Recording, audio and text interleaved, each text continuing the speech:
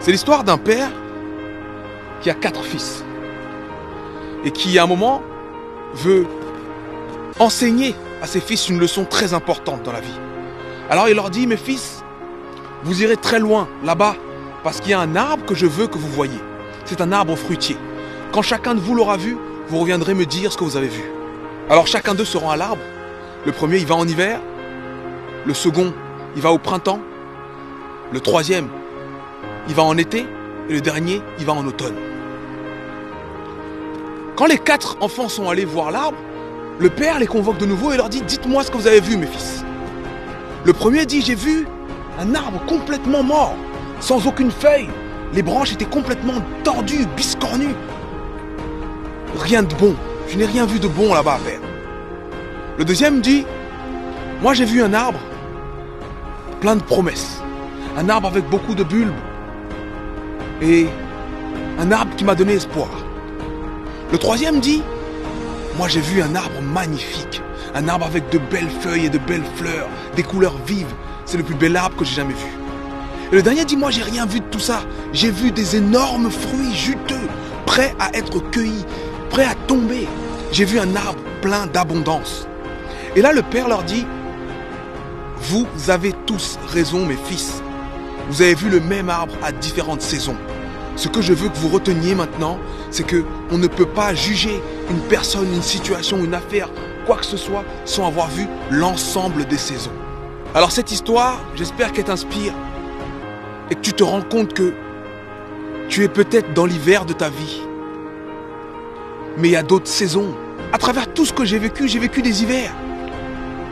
Et chacun de nous vit des hivers et vivra des hivers. Seulement, il y a d'autres saisons que l'hiver.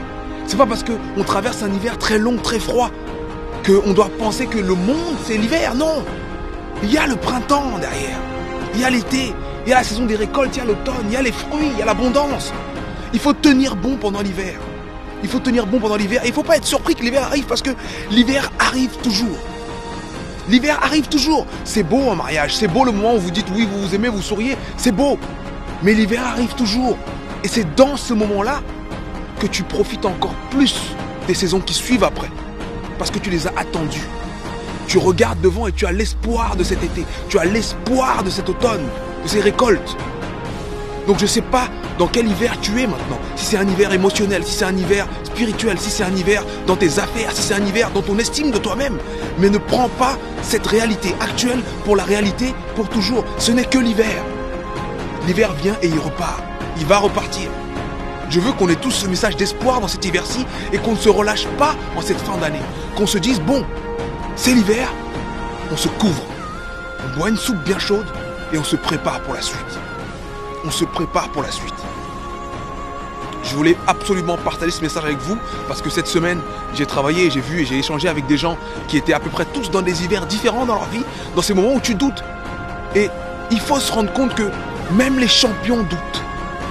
Même les champions doutent, même les meilleurs doutent, même les plus puissants ont envie d'abandonner.